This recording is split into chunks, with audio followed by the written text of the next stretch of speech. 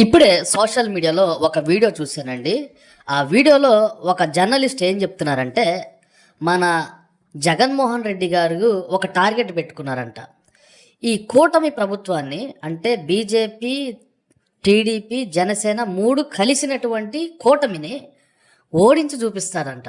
ఈ వీడియో మీద మీరు ఖచ్చితంగా కామెంట్ చేయాలి. మీ అభిప్రాయాలు కూడా కింద కామెంట్లు పెట్టాలి. అర్థమైందా? జగన్మోహన్ రెడ్డి గారు ఈ 3 కలిసేటట్లుగా ఆయన ఓడిపోయారంట.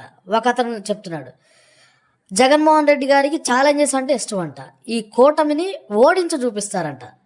ఆ జర్నలిస్ట్ చెప్తున్నారు. నిజంగా చాలా ఆసక్తికరమైనటువంటి విషయం అండి అది. జగన్మోహన్ రెడ్డి గారి జీవితంలో చూసినట్లయితే ఆయన ఎవరితో సంబంధం ఉండదు, సింగిల్గానే వెళ్ళిపోతాడు అనమాట. ఎవరితో కూడా ఆ పొత్తులు పెట్టుకోవడం అనేది ఇంతవాటికి ఇది అందరు కూడా తెలిసినటువంటి విషయం. జగన్మోహన్ రెడ్డి ఎవరితో కూడా పొత్తులు పెట్టుకోరు. ఆయన కెరియర్ చూస్తే 10 ఏళ్ళు ఓడిపోయినా కానీ, 10 సంవత్సరాలు ఓడిపోయినా కానీ మళ్ళీ ఆయన గెలిచారండి. 10 సంవత్సరాలు ప్రతిపక్షంలో ఉన్నారు జగన్మోహన్ రెడ్డి గారు. కేసులు పెట్టారు, అతని మీద భయంకరమైనటువంటి కామెడీ, ట్రోలింగ్ అన్నీ చేశారు జగన్మోహన్ రెడ్డి గారి మీద. కానీ పొత్తు లేకుండా, ఏ పార్టీతో అటాచ్మెంట్ లేకుండా సింగిల్గా నిలబడి గెలిచారు. ఇది అందరికి కూడా తెలిసినటువంటి విషయం. అయితే టీడీపీ పార్టీ ఓడిపోయింది. అప్పట్లో గెలవడానికి జనసేన, బీజేపీ ప్రభుత్వం 3 పార్టీలు కలిసి ఒక కూటమిగా గెలిచారు.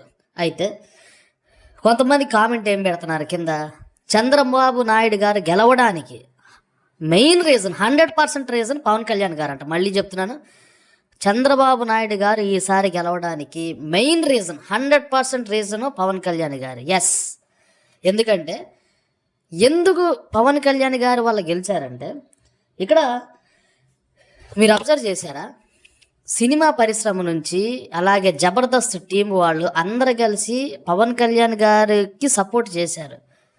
అందుకని ఈ వీడియో మీద మీరు ఖచ్చితంగా కామెంట్ చేయాలి.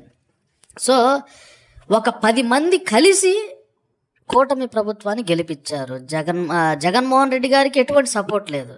కూటమిలో పవన్ కళ్యాణ్ గారు, వాళ్ళ అన్నయ్య, వాళ్ళ ఫ్యామిలీ మెంబర్సు, ఇక సినిమా పరిశ్రమ, మీడియా అందరూ సుమారు ఒక 30-40 టీములు కలిసినాయి.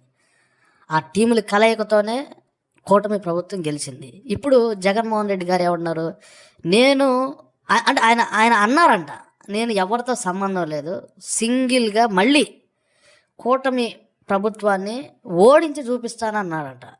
ఇది నిజంగా దీని గురించి మీరు ఖచ్చితంగా కామెంట్ చేయాలి.